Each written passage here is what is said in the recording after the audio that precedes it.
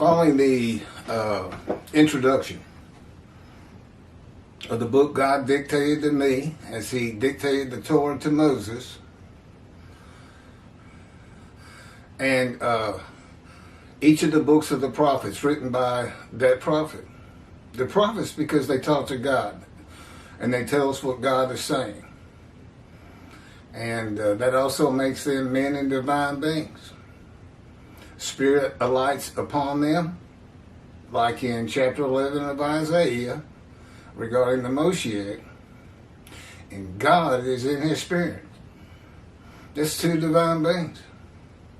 And a man and divine beings. Okay, chapter 1. We're redoing the entire book.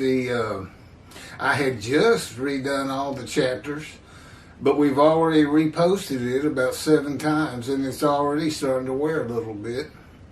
And I got all my equipment out, so we're gonna do it again.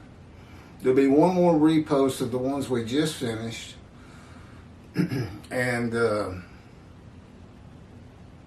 which comes up to 67. It was around 50, but it's all those part 1s and part 2s and 21 part 11 with Rashi. I don't know why I can't get my memory card to just go without stopping. It stops at 30 minutes every time. I just went through every function on my camera and I don't see where any change would be helpful. We are trying to put more light into it. I've moved my light fixture. Okay, the Leper scholar. The oral tradition and the oral law are necessary. It's this way. Trying to get centered in the camera. Are necessary for an understanding of the laws given to Moses by the Lord, such as how you keep and observe the Sabbath of Exodus chapter 31, verse 16, must be determined in the oral tradition. Commentaries on the books of the Hebrew Bible outside of the teachings and laws that were given to Moses by God at Horeb in the Torah are opinions. And there were many disagreements amongst the sages and rabbis of the ancient age and the Middle Ages regarding the prophets and their books. Rabbi Shlomo Yitzchaki, generally known today by the acronym Rashi. The acronym is Rabbi Shlomo Isaki.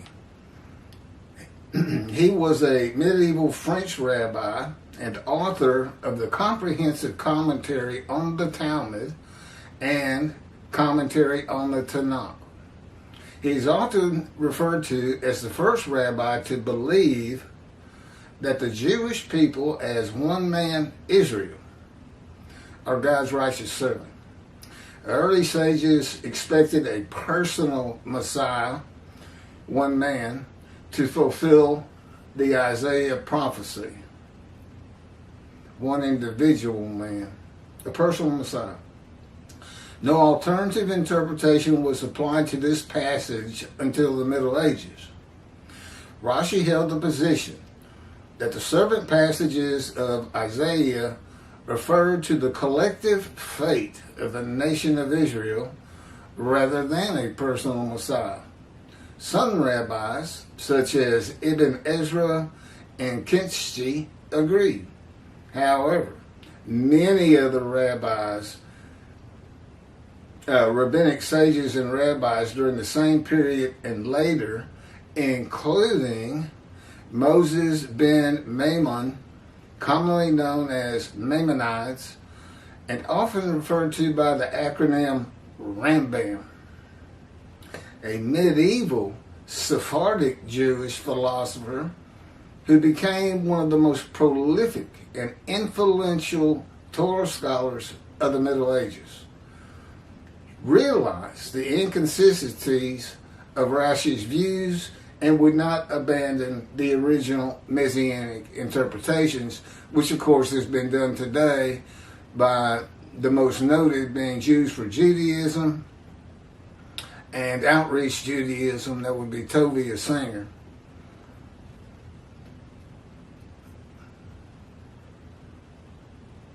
Tovia's got some 66,000 followers, and I don't know what Jews for Judaism has, but I suspect it's even more, but I'm not sure about that.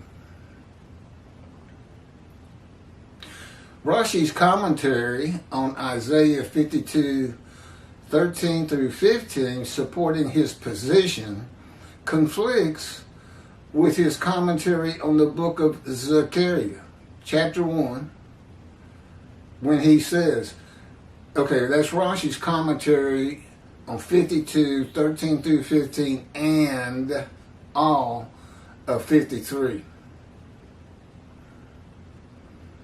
But it conflicts. He says this on the first page of the book of Zechariah, chapter 1. The prophecy of Zechariah is extremely enigmatic because it contains visions resembling a dream that requires an interpretation. We cannot ascertain the truth of its interpretation until the teacher of righteousness comes.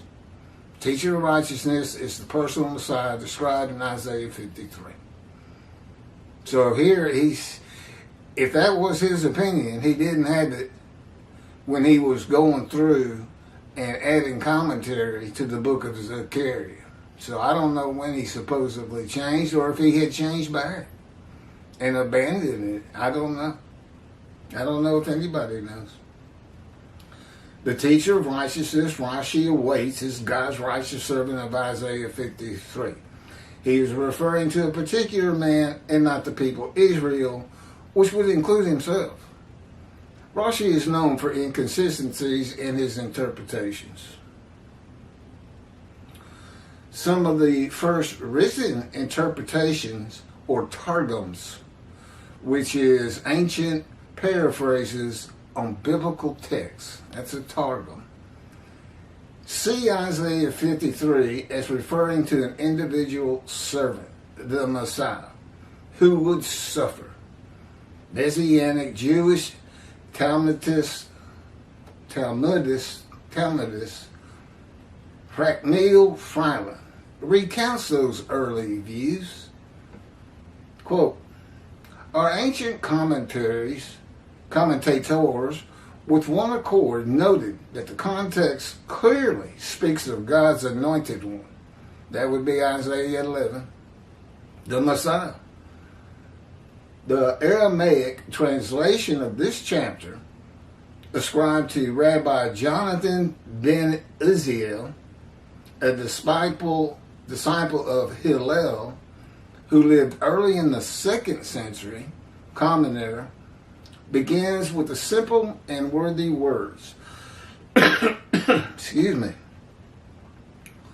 Behold, my servant Messiah shall prosper.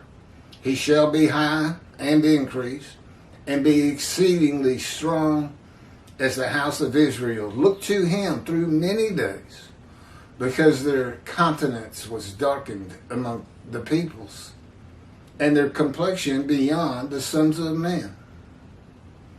And this is in parentheses, Targum Jonathan on Isaiah 53 ad locum. We find the same interpretation in the Babylonian Talmud. What is the Messiah's name? The rabbi said his name is, and this is in quotes, the leper scholar. As it is written, surely he hath borne our griefs and carried our sorrows, yet we did esteem him a leper, smitten of God and afflicted. That's from the Sanhedrin, 98 small b.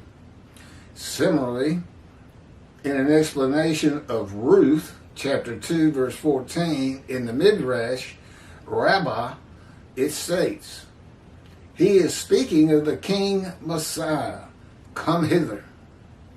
Draw near to the throne and dip thy morsel in the vinegar. This refers to the chastisements, as it is said, but he was wounded for our transgressions, bruised by our iniquities.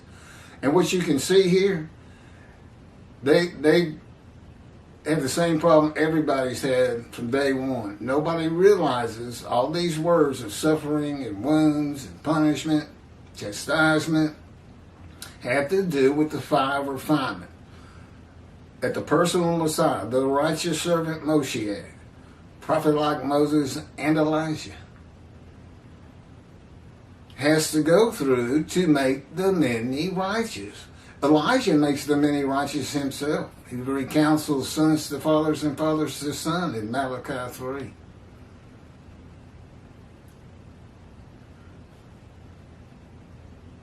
I don't know why dipping thy morsel in the vinegar is a chastisement, by the way. The Zohar, in its interpretation of Isaiah 53, points to the Messiah as well. There is in the Garden of Eden a palace named the Palace of the Sons of Sickness. Somebody's making something up. I feel like I'm reading Rambam. This palace the Messiah enters, and he summons every pain and every chastisement of Israel. All of these come and rest upon him. And had he not thus lightened them upon himself, there had been no man able to bear Israel's chastisements for the transgressions of the law, as it is written, surely our sickness he has carried. That's the Zohar, Roman 2, 212, small case A. The rabbis today who believe Isaiah 53 describes the Jewish people have been left to their own analysis in their interpretations, and there are different opinions on how the Jewish people fulfilled the verses of Isaiah 53. Rabbi Tovia Singer of Outreach Judaism and Jews for Judaism both believe Isaiah 53 describes Israel. And they disagree with each other in their analysis, their commentaries. This is not unusual. Rabbi Nachmanides often disagreed with Rabbi Maimonides, Rambam. Tovia Singer follows the Christian belief that God sacrifices his children by applying the animal atonement and worship laws of the Torah to human beings. The murderers of the Holocaust is who I'm referring to, who weren't unblemished rams. They were all blemished. I'm sure that all man is. And Jews for Judaism believes in an exaltation by the world of the Jewish people, which is not in the Hebrew Bible. If you want to find any source for it, it's going to be Rambam. It will never happen. The Jewish people were formed by God to test the world. He knew they would hate them. But what do you think is going to change about the Jew that's going to change 2 billion Christians and have them disavow Jesus and 2 billion Muslims and disavow Allah? What do you think is going to happen? His whole commentary is based on that concept, and he still doesn't explain God chose to crush him by disease. Okay, that would be all Jewish people gathered as one man. God afflicts him. That would be all Jewish people as one man. When did that happen? Generally, it happens at birth. God afflicts you. You're born disfigured, blind, deaf, lame, crippled, something like that. I'll tell you what, I've looked at your commentary and you don't address it. What's his name? Kravitz and Skoback. And how about Tovia Singer? How do you get 6 million dead people that are exposed to death but given long life. And how is 6 million of some 20 million in the world or something like that, all the people gathered as one man Israel? And when did they go out and make the many righteous, this 6 million? Or are they just guilt offerings and Hitler is the righteous servant? I mean, that makes more sense than anything. If all 6 million fit into the 53:10 verse that he offered himself for guilt, which is the proper interpretation. Toby is known for his fluency in Hebrew, but he dropped the ball here. If he thinks that says guilt offering, I've got an awful lot of people who disagree with him.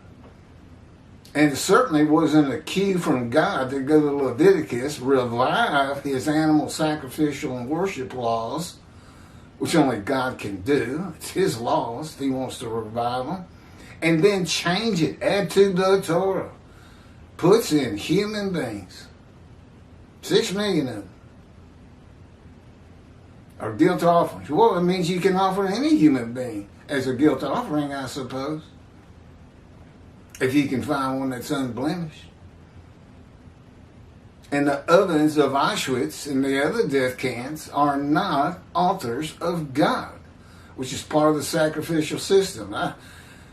He should have just stuck with the personal Messiah. Moshiach is coming, and he's the man in 53, and agreed with the sages. And you would think Skobach would too. I can't tell you how many times I've heard him say, or maybe it's the same video over and over. Our sages say. My answer to that is always, what do you say? That was like 2,000 years ago. In a time of illiteracy, no universities, no schools. Our sages say. I'm not saying they weren't great for their time, but you can see Rambam just making stuff up left and right in misinterpretations. I'm sure he was one of the greatest of his time, and a physician to boot. I think in Egypt. You know what he probably believed in this day of medicine and science and knowledge? Putting leeches on people and draining their blood to get a sickness out of them. Yeah, you got to be careful when you start, idolizing people from long ago. You got to consider when they lived and what they believe. Resurrection of the dead is the other. We believe in a spiritual heaven today. After a period of enlightenment in the common era that is here today through computers, and it's provided for in the Hebrew Bible, chapters 1 and 10 of Ezekiel is a spiritual heaven, shows you a spiritual heaven. The eyes on the creatures and in the wheels of the wheelworks in chapter 1 that become cherubs in chapter 10, but Ezekiel says it was the same vision, rises to the house of God, and God is there. Those eyes are the spirits of the Jewish people in Israel. Doesn't say it leaves Israel, by the way. Might be a good reason to come back, Jews across the world, but they won't. If you grow up in a certain country and neighborhood and this and that, more than likely you're not coming back to Israel. Maybe if you were a very religious person, but most aren't. Only 30% in Israel are observant Jews under the last survey I saw, which is still more than in Christianity. Now, I don't know about Islam. It seems like they all believe in Allah, which is crazy because the Quran came from the angel Gabriel, who does not exist. There is a Gabriel in the book of Daniel, which is not a book of the prophets, but he's a man in a vision. It's the Christians, I think, that turned him into an angel with all the stuff they make up. There's no Lazarus. There's not even a Satan. We've made that point before. I know he appears 3 times in the Hebrew Bible, but he's just story. He's not real. Well, he's not attacking God anyway, because I've been with God for 16 years now. I haven't spotted him coming around. I know in Job he comes and talks to God, but there is no angel Gabriel, which means that statement regarding the Quran, that it was based on information the angel gave Muhammad, and then his followers wrote the Quran based on what he told them. There's a serious flaw in there somewhere. Now, it may not be as bad as the New Testament. I mean, it's awful. What? Prophecy fulfilled. No, it's not. Matthew. And the greatest lie ever told in deceit by the lips of Jesus himself. Now, I don't know how you can be unblemished if you've tricked the world into believing they're sin-free because of your crucifixion.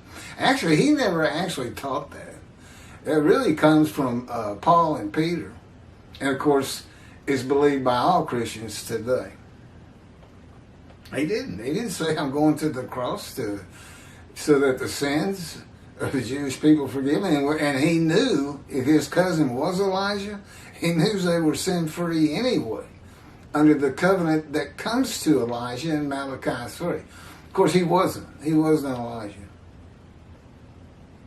It was not the day of the Lord, although Jesus proclaimed it.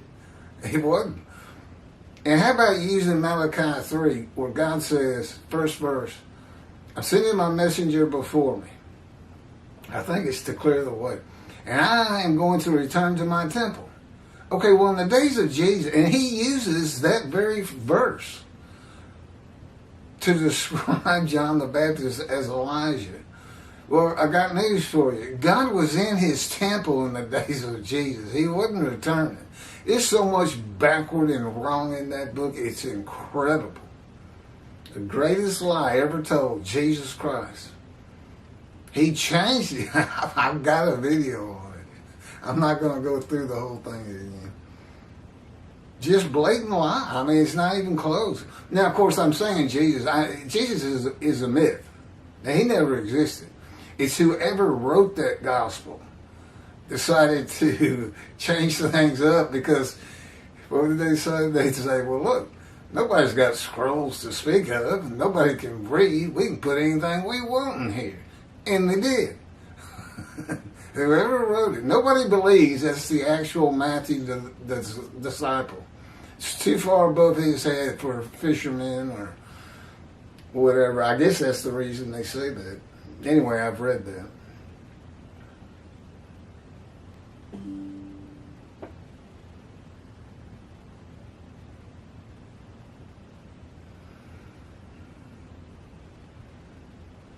It's got a message, something on Xfinity Wi-Fi. Are we still connected? I guess it doesn't matter.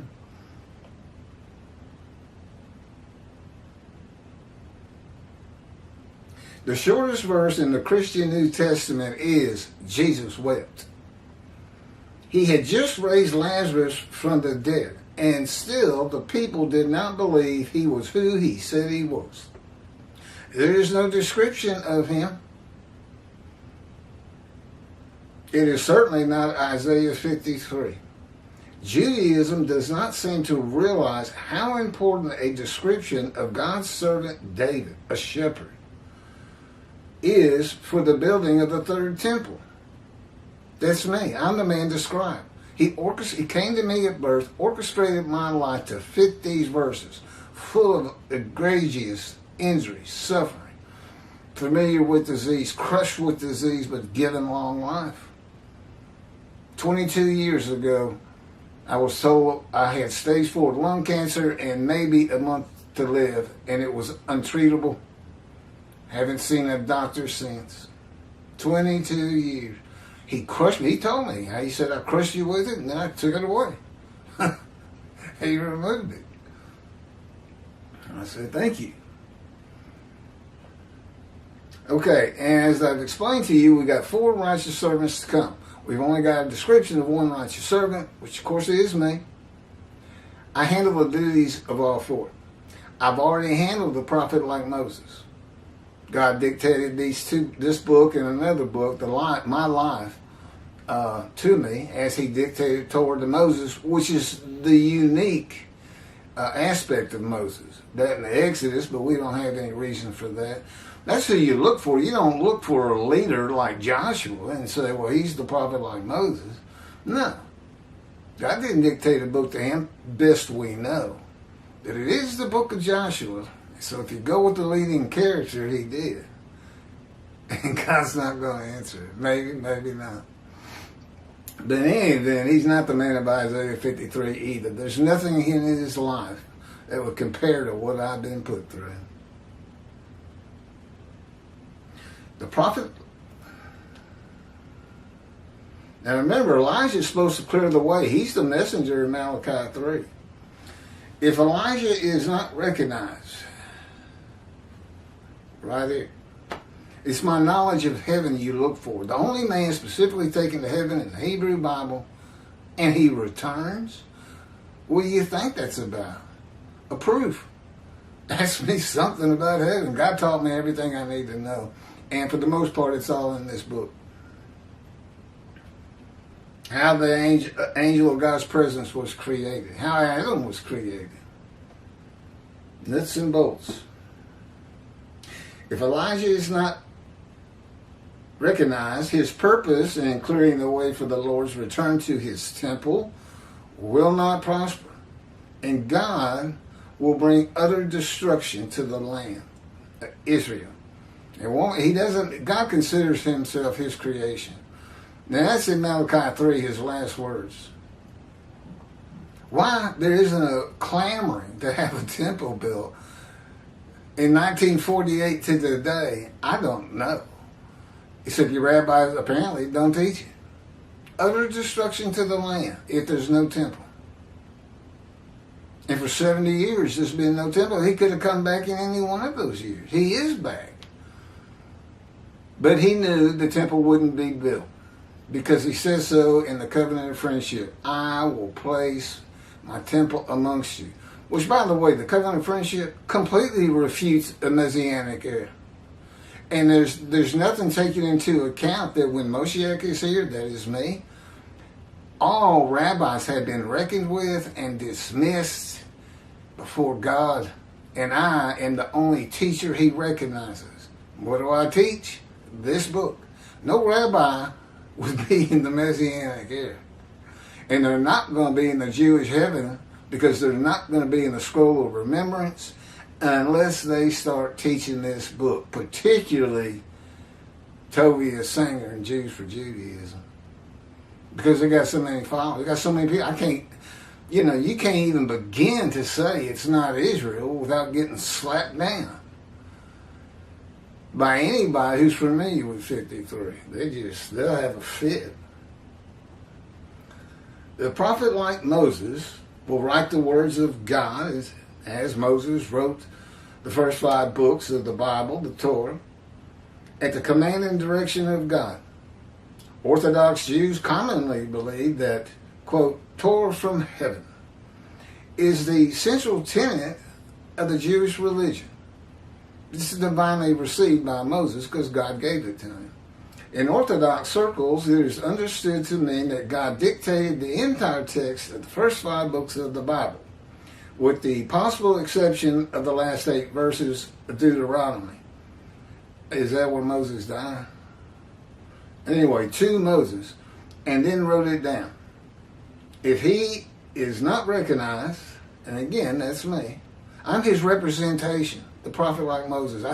He speaks to me, I speak to the Jewish people, those that want to listen. If he is not recognized, no one will know that what he writes is Scripture, the written word of God. He wants Judaism out of antiquity and into the modern times. Knowledge. Believe in a spiritual heaven. Well, Rambam's 13 principles of Judaism, the 13th one, is a belief in a resurrection. Well, take it out. Change it. Or delete it. And say, from now, I don't know, do it any way you want to do it. But you should get the resurrection out of it, just like the Christians should tear off the Old Testament and pretend they never attached it to their book.